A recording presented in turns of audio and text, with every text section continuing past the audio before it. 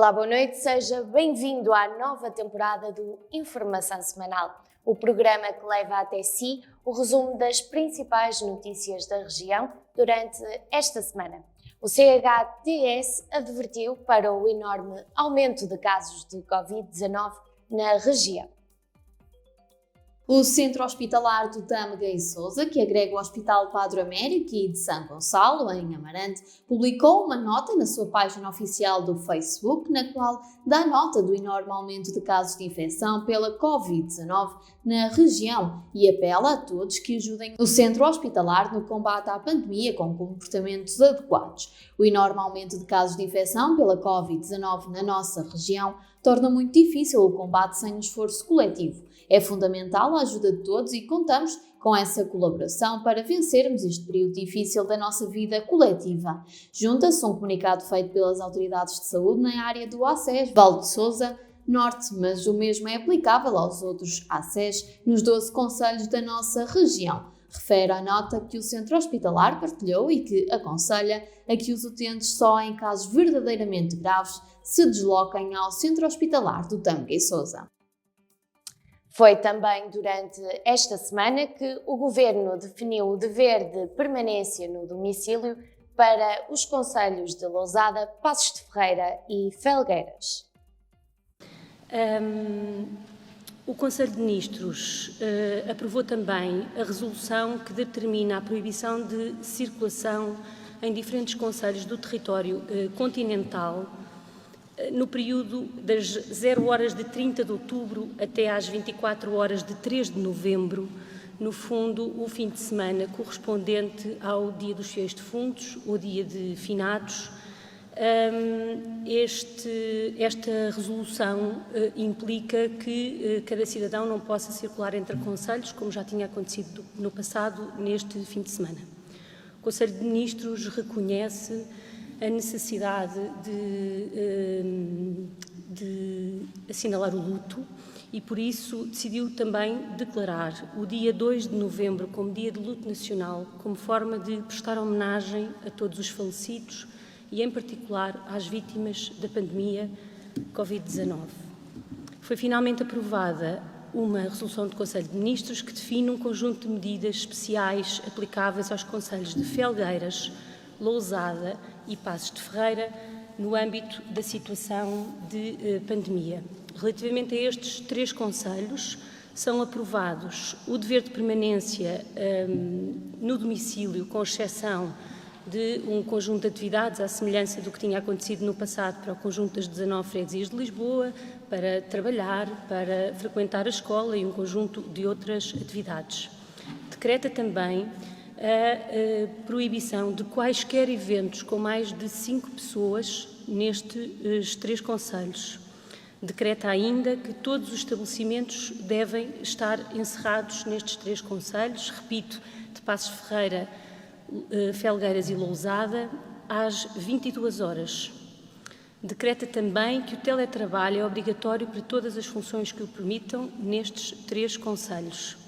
Decreta a suspensão das visitas a lares e a estabelecimentos de cuidados continuados ou o funcionamento de centros de dia.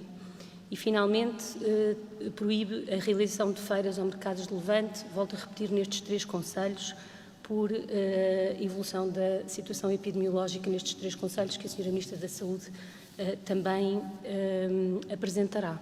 Perante as restrições aprovadas pelo Governo, a autarca de Lousada esclarece que há propostas positivas, mas outras que deverão ser melhoradas e esclarecidas.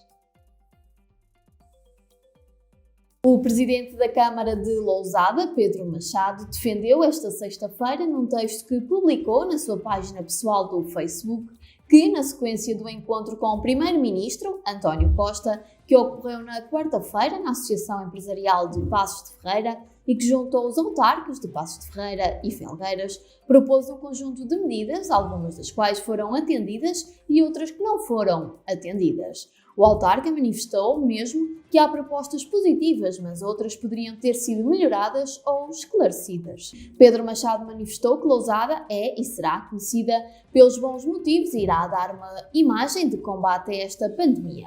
Foi aprovada a resolução que determina a proibição de circulação entre diferentes concelhos do território continental no período entre a meia-noite de 30 de outubro e as 23h59 de dia 3 de novembro e definiu um conjunto de medidas especiais aplicáveis aos concelhos de Felgueiras, Lousada e Passos de Ferreira, no âmbito da situação de calamidade decorrente da pandemia da doença Covid-19.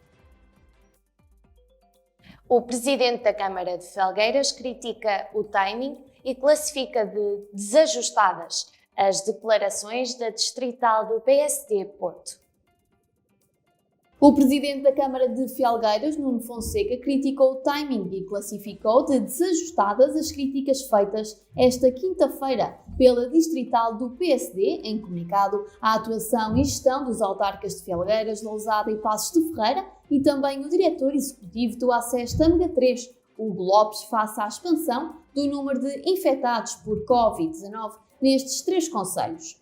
Já depois da Federação Distrital do PS Porto ter classificado, em comunicado na sua página oficial do Facebook, de ignóbil a posição assumida pela Distrital Laranja, o autarca de Felgueiras referiu que o combate à Covid-19 é um tema que tem preocupado os 3 autarcas em causa. Tem concitado um esforço da parte de vários atores e agentes e não deve ser usado como pretexto para infligir ataques políticos. Nuno Fonseca classificou mesmo de nervosismo a atitude do PSD Porto quando esta quinta-feira criticou os autarcas de Lousada, Passos de Ferreira e Felgueiras, considerando as críticas só explicáveis pelo nervosismo do PSD Porto quando estamos a um ano das eleições autárquicas. A Ordem dos Enfermeiros contestou o recrutamento de alunos para a realização de inquéritos epidemiológicos. A Ordem dos Enfermeiros está contra o recrutamento de alunos para realizar inquéritos epidemiológicos. Em comunicado publicado esta segunda-feira no site da Ordem dos Enfermeiros, esta reagiu à anunciada colocação por parte do Governo de alunos do curso de licenciatura em enfermagem nas unidades de saúde pública a realizar inquéritos epidemiológicos. A Ordem dos Enfermeiros reclama uma estratégia para a enfermagem em Portugal, na qual se contemplem medidas de valorização profissional. Refira-se que a Diretora-Geral da Saúde, Graça Freitas, anunciou na última sexta-feira, na habitual conferência de imprensa de atualização dos dados da pandemia da Covid-19, que as equipas de saúde pública iriam ser reforçadas, contando com a ajuda dos estudantes de enfermagem que se encontram nos últimos anos do curso.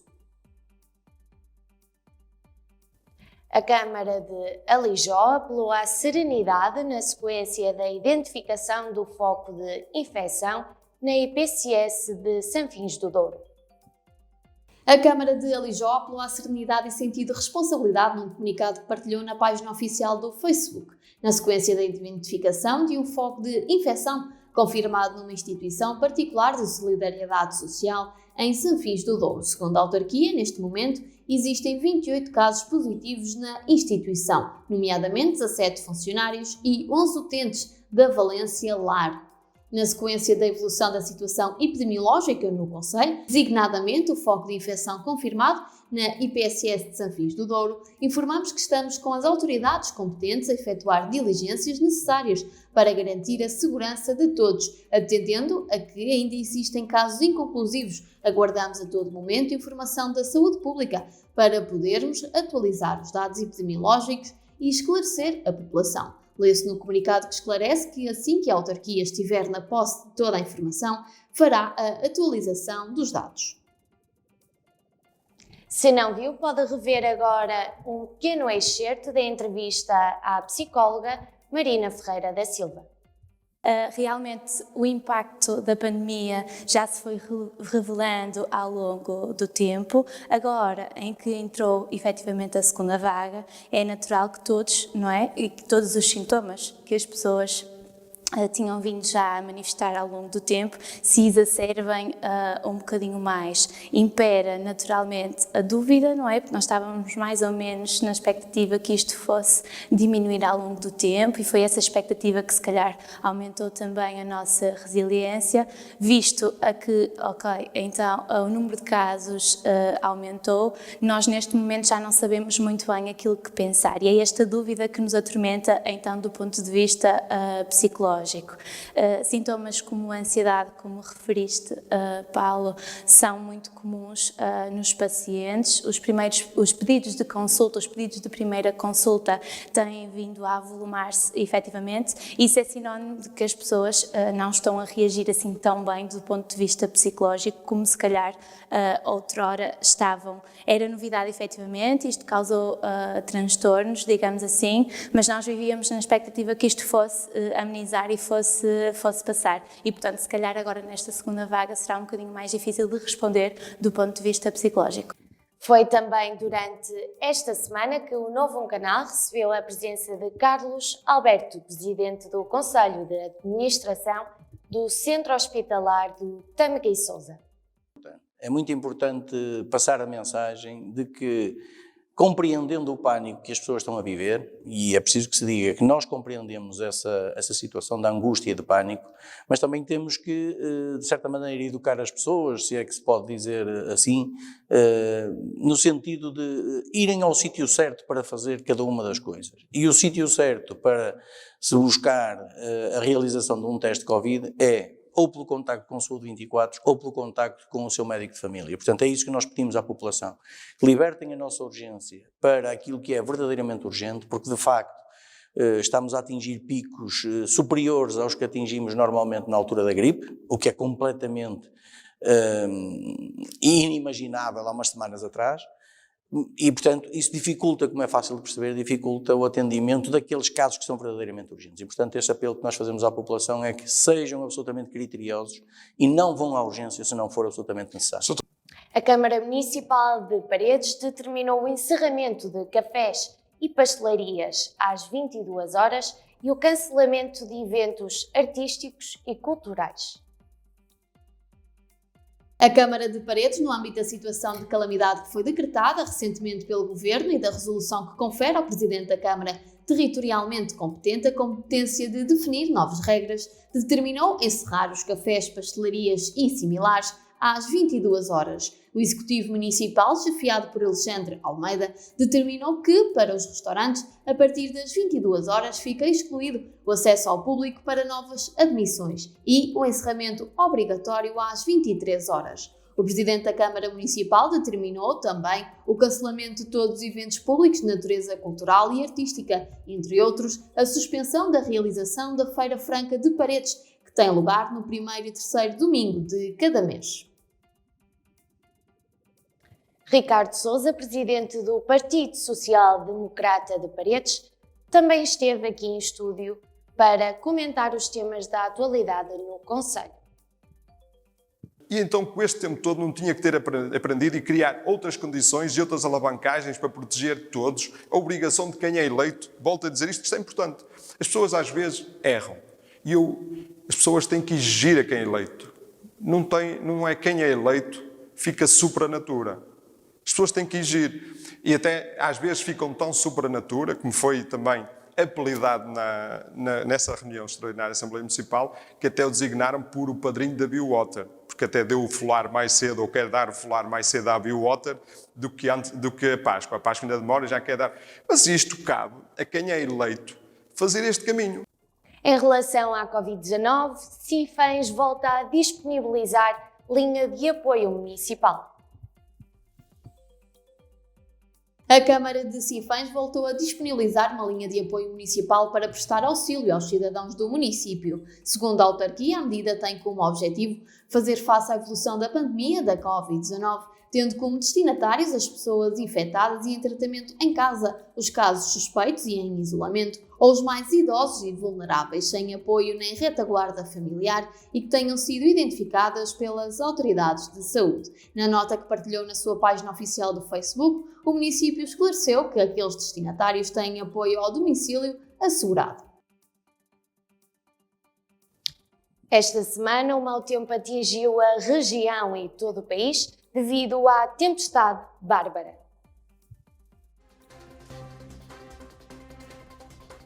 As câmaras municipais da região, com base em indicações da Autoridade Nacional de Emergência e Proteção Civil, estão a advertir os municípios para o agravamento das condições meteorológicas a partir da tarde de hoje, segunda-feira, dia 19 de outubro.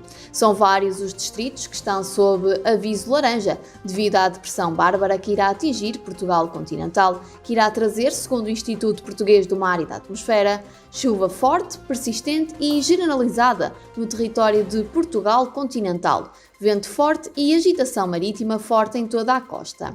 O Instituto Português do Mar e da Atmosfera adverte ainda para a ocorrência de danos em estruturas montadas ou suspensas, possibilidade de queda de ramos ou árvores, possíveis acidentes na orla costeira e deslizamentos de terras.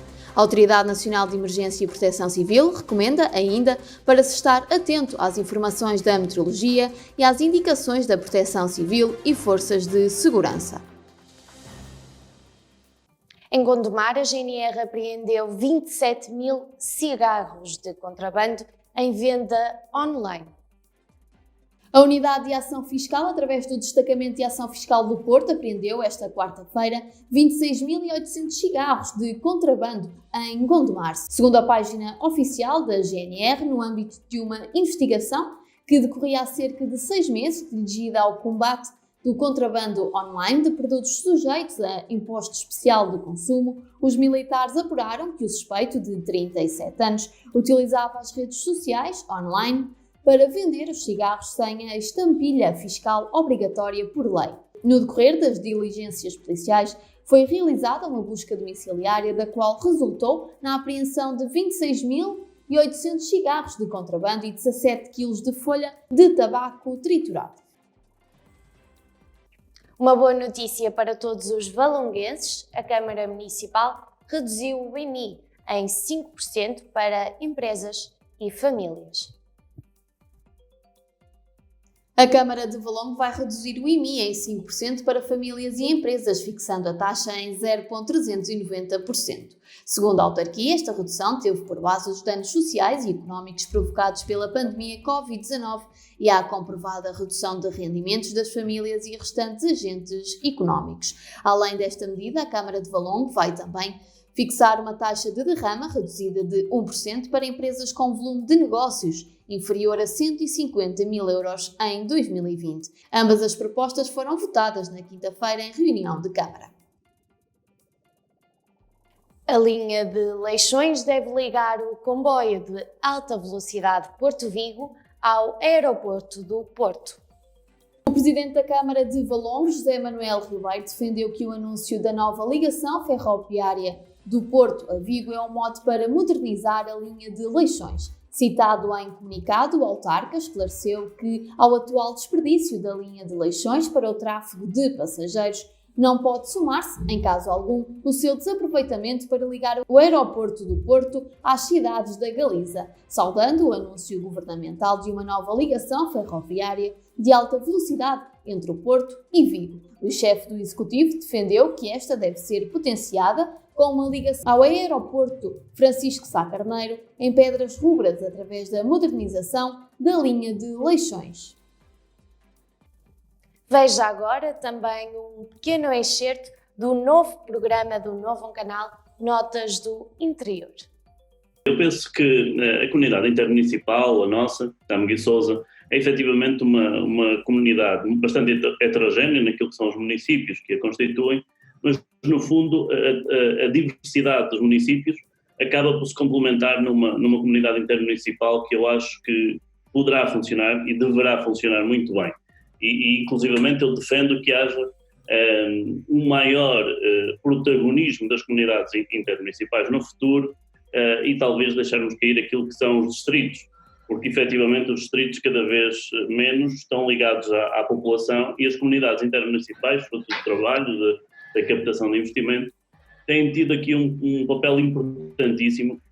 O presidente da PDL, Nuno Araújo, esteve no estúdio do Novo Canal para uma grande entrevista. Faz aqui apenas um pequeno enquadramento. A APDL administra bem mais do que aquilo que é o Rio Douro. Portanto, nós administramos o Porto de Leixões, o Porto de Viana do Castelo Numa primeira fase era o Porto do Douro e depois, posteriormente, houve a integração da Via Navegável, que era gerido por uma entidade independente, que entretanto foi extinta, portanto, e ocorreu essa integração do Douro. De facto, o Rio Douro é muito importante, diria eu, uma das ferramentas, se não a mais importante ferramenta de captação de turismo para a região. É património mundial classificado pela Unesco, como é óbvio, e isso é um importante fator no fundo, de catalisação, de captação de empresas, de turistas, de pessoas para visitar a nossa região e depois para promover a gastronomia, o território, os vinhos também. Portanto, todos os anos temos tido mais de 1 milhão de visitas no Rio Douro. Festival Literário Escritaria 2020 está a decorrer durante esta semana e o Novo Canal tem transmitido em direto. Desde o primeiro momento em que tomamos a decisão de manter a edição deste ano, e posso dizer-vos que foi uma decisão difícil e que foi uma decisão muito, muito ponderada. Nós tínhamos a opção mais simples e mais fácil, que era este ano, pelas circunstâncias em que estamos a viver, não há escritaria. Ninguém iria levar a mal e todos iam certamente compreender. Mas, por outro lado, pensamos, e se conseguíssemos criar um programa de escritaria que, mantendo essa sua essência de homenagear e reconhecer a vida e a obra de um grande escritor da língua portuguesa, fosse uma edição minimalista, com mais recurso às plataformas digitais, naturalmente acautelando sempre e em todas as circunstâncias a questão da segurança do escritor homenageado e de todos aqueles que participam naturalmente, e pelo menos vamos manter a atividade. A cultura já tem sido tão prejudicada e tão sacrificada nestes tempos da pandemia, mais faltava que nós também, aqui em Penafiel, com a escritaria, dessemos um contributo para essa ausência da vida cultural e da atividade cultural do país. Portanto, fizemos a opção que, de facto, foi a mais difícil, a mais exigente, a que nos traz mais responsabilidade, mas, ainda assim, eu acho que valeu a pena termos feito esta opção. Ex-treinador do Futebol Clube Penafiel é o novo técnico do Varzim Sport Clube. O ex-treinador do Futebol Clube de Penafiel, Miguel Leal, é o novo técnico do Varzim Sport Clube. Ao site do clube, do Póvoa de Varzim, o marcoense Miguel Leal afirmou ser uma honra representar um clube como o Varzim, com um legado histórico e desportivo que é suejamente conhecido. A experiência de Miguel Leal, quer como treinador da primeira divisão, quer como técnico da segunda divisão, terá pesado na decisão da direção do clube em contratar um novo técnico. Refira-se que o Varzim é penúltimo classificado, com apenas 5 pontos, uma igualdade pontual com o Oliveirense, Vilafranquense e Covilhã. Esta semana estreou aqui no Novo Canal novo bloco informativo, Novo Notícias. Boa noite. Começou uma nova era na informação do Novo Canal. Estreou esta semana o Novo Notícias, um novo espaço, mais notícias da região e muitas entrevistas. Fique desse lado porque o Novo Canal tem muito para lhe oferecer. O programa Leite Norte Show com o Nuno Norte esta semana teve como convidados Miguel Sete Estacas e Alberto Índio.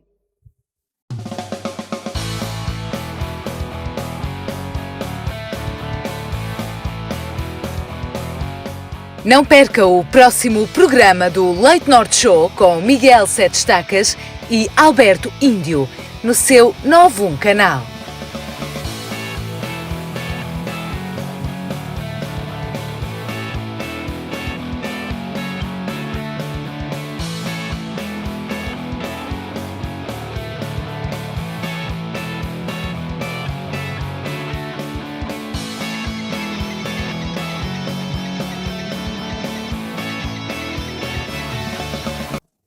O programa que dá voz ao desporto aqui na região, com Pedro Moreira, Desporto Total, recebeu hoje como convidados Amaro Antunes e João Rodrigues. Este sábado, o programa Desporto Total convida os ciclistas da W52 Futebol Clube do Porto Amaro Antunes, atual vencedor da Volta a Portugal, e João Rodrigues, campeão da temporada passada. Um programa a não perder com Pedro Moreira no Sempre Seu, novo canal. Decorreu no fim de semana passado o Grande Prémio de Jet Ski e Motas d'Água do Marco de Canaveses, a derradeira etapa da Copa Ibérica 2020.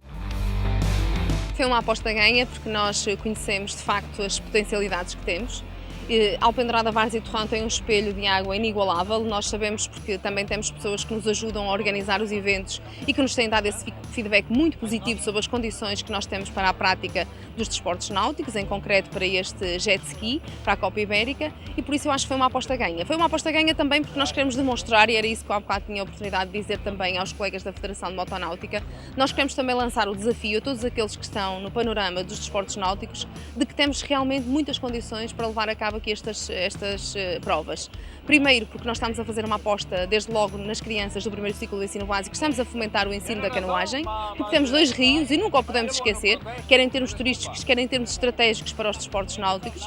E depois porque também queremos consolidar uma estratégia de realização de provas de caráter nacional e internacional nestes espelhos de água que mais nenhum outro município tem e com as condições que os outros não têm. E por isso nós temos que, sobretudo, agarrar esta oportunidade e fazer aqui também chegar a comunicação social e chegar aqui todas as federações, as associações que têm muita relevância no território em relação à prática dos desportos náuticos desta dimensão. E por isso o objetivo é que nos próximos anos consigamos trazer para cá o europeu, e este hoje era um teste a isso. Infelizmente, com a situação da pandemia, esta prova ficou muito aquém daquilo que eram as nossas expectativas, desde logo na consolidação, na aposta do público. Sabemos que temos todos que respeitar as normas da DGS e fizemos-lo com essa preocupação, com essa segurança de que tínhamos condições para, mesmo num estado de pandemia e num estado de calamidade, levar a cabo esta prova. Mas no fundo também foi para nós um desafio muito grande, porque o objetivo é potenciar ainda mais esta margem de rio e aqui em Alpendurada Várzea e Torrão com estas condições que temos magníficas.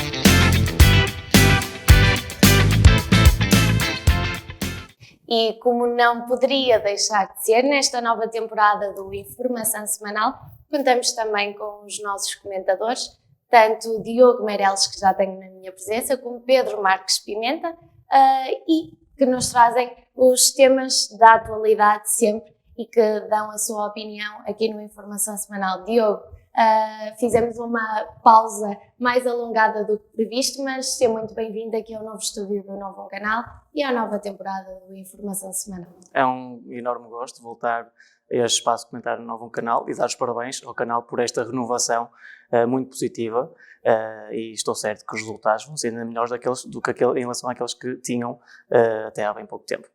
Diogo, o primeiro tema que nos trazes hoje e que também já tem sido comentado pelo CDS-PP, é o buraco financeiro da TAP. O CDS tem acusado o PS de obrigar os portugueses a pagar por erros crassos da TAP.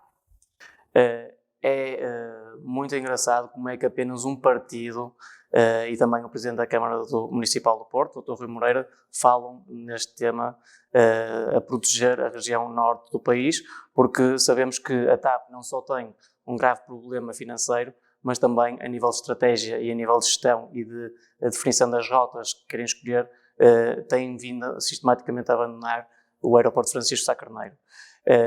E isso é algo que nós não podemos apoiar, aliás, temos de reprovar vincadamente, porque não podemos obrigar todo o país a pagar uma fatura, e é uma fatura muito elevada para uma companhia que não serve o território na íntegra.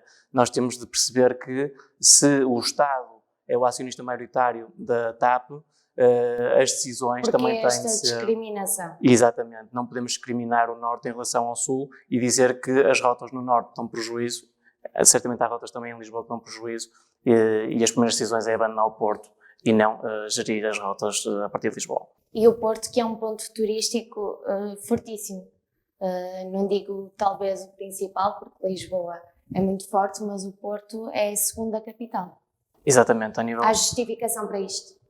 Não há justificação possível e nós podemos perceber que não há justificação porque há outras companhias aéreas que têm vindo a apostar no Porto, não só em termos do turismo, ou melhor, podemos falar do turismo de lazer e do turismo, no fundo, empresarial, porque há um fluxo muito grande de empresários, de trabalhadores que se deslocam ao Porto por causa do hub empresarial que temos nesta região, e se a Lufthansa, por exemplo, a KPLM e a Transavia apostam no aeroporto Francisco Sá Carneiro, por algum motivo e se a TAP não percebe isso, não conseguimos perceber qual é que é a estratégia da transportadora aérea portuguesa. Portanto, não consegues encontrar uma justificação para isto? A única justificação é falta de estratégia, falta de competência e um desleixo absoluto. Quando muito se fala na coesão territorial, aqui poderia ser uma das formas de vincar que nós... Essa coesão territorial, exatamente. Muito bem. O que está marcado também para o próximo mês é a greve dos enfermeiros. Vivemos num ano atípico, numa segunda vaga de pandemia que está a assustar tudo e todos, e numa vaga que está a deixar os hospitais, os centros hospitalares completamente repletos e cheios, e portanto estes profissionais de saúde mais que nunca são importantes e marcaram uma greve. Todos os profissionais são importantes, devemos valorizar os trabalhadores. Claro. E não é só porque neste momento estamos a atravessar este período difícil com a pandemia, os profissionais de saúde estão com níveis de exigência muito elevados. E de stress. De stress, exaustão.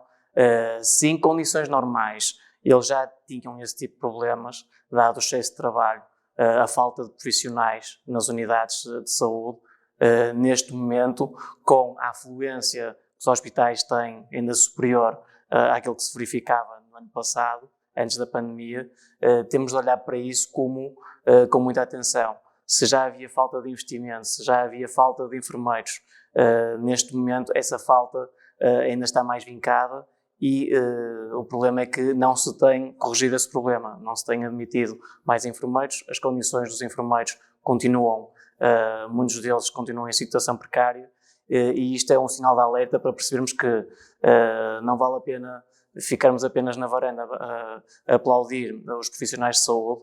Isso, obviamente, é relevante para mostrar o apreço por essas pessoas, mas também é importante que no final do mês olhem para a conta bancária e vejam boas condições para o trabalho que fazem, que é um trabalho muito importante, a cuidar da saúde das pessoas, e também perceber que o contrato que têm de trabalho é justo, é digno, e queria alargar esta intervenção não só aos profissionais de saúde, mas todos os profissionais, todas as áreas, porque é algo que se fala bastante.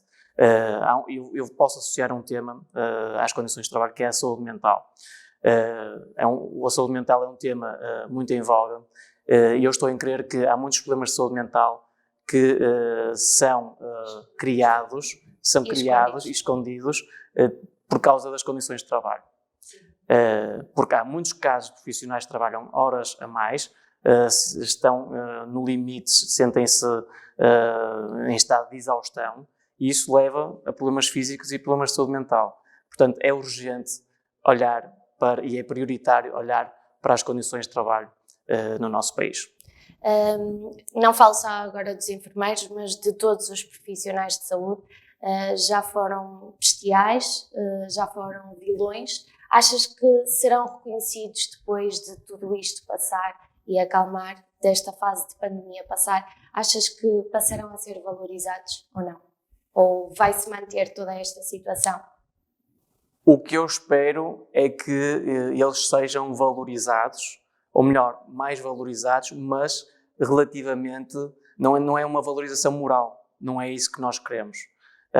Têm de ser valorizados ao final do mês, nas suas condições. Com condições de trabalho. Isso é que as pessoas se sentem valorizadas, porque não é com valorizações morais que esses profissionais conseguem pagar a escola dos seus filhos, não conseguem comprar alimentos para a sua casa, não é com valorizações morais, é no papel e com aquilo que essas pessoas merecem, salários melhores, mais profissionais a trabalhar, e é isso que, no caso, a Juventude Popular defende, que é urgente resolver.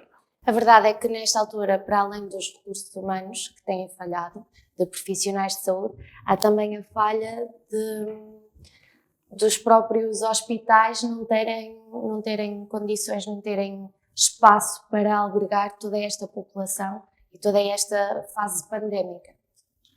Achas que haverá uma solução quanto a isso? Há uma solução em relação a isso. Neste caso em específico, como há unidades hospitalares sobrelotadas, por que não repensar a oferta do sistema de saúde, alargar e fazer e cooperar com os sistemas privados de saúde?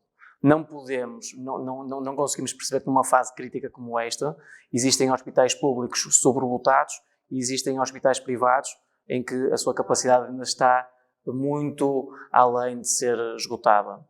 Se há recursos e não estão a ser aproveitados, é um desperdício. E hospitais militares, por exemplo? Hospitais militares, a mesma coisa. Portanto, se há disponibilidade por parte dos hospitais militares para ajudar, para disponibilizar a sua capacidade, claro que sim. Muito bem, Diogo. O último tema que nos trazes cá hoje é as falhas na execução do protocolo de reforço de camas para estudantes celebrado pelo Governo. Queres explicar isto por palavras mais simples para os nossos telespectadores? Sim. No mês passado, o Governo celebrou contratos com unidades hoteleiras, hostels, unidades de alojamento local e a Pousada da Juventude. No caso, vou falar sobre a Pousada da Juventude do Porto e as unidades na região do Porto. Cedo se percebeu que isso foi apenas um anúncio, foi apenas o celebrar do protocolo e depois sem efeitos práticos absolutamente nenhuns. Aliás, há 3 dias atrás, um órgão de comunicação social entrou em contacto com 6 de 11 entidades que assinaram esse protocolo e todas elas dizem que não receberam um único estudante para as camas que têm disponíveis. Há um problema a nível do alojamento estudantil e houve esta solução que não teve resultados. E é algo que já tem vindo a ser sistemático, o Governo anunciar medidas e depois, na prática, nada se verifica. Achas que esta fase também tem levado a um desleixo do Governo para o setor da educação, entre outros setores, mas para o setor da educação principalmente? Para o setor da educação, sim, sem dúvida nenhuma. Mas acaba por ser falta de estratégia, não só na área da educação, mas para todas as outras áreas. Eu até vou aproveitar a tua questão para vincar que se nota que não há uma estratégia bem definida no programa deste Governo, porque o que parece é que querem resolver tudo e depois não resolvem nada. Anunciam tudo e depois na prática nada acontece. E é a grande marca deste Governo Socialista. É muita propaganda e zero efeitos benéficos para os portugueses. Muito bem, Diogo, muito obrigada. E seja bem-vindo mais uma vez a esta informação semanal e aqui ao novo estúdio do Novo Canal. Obrigado, foi um gosto. E ficamos por aqui no Informação Semanal desta semana. Quanto a mim, resta-me desejar-lhe uma boa noite e já sabe, espero por si desse lado.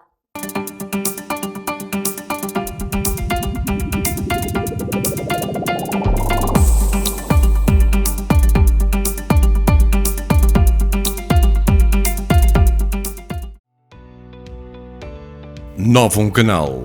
Sempre Novão, sempre seu.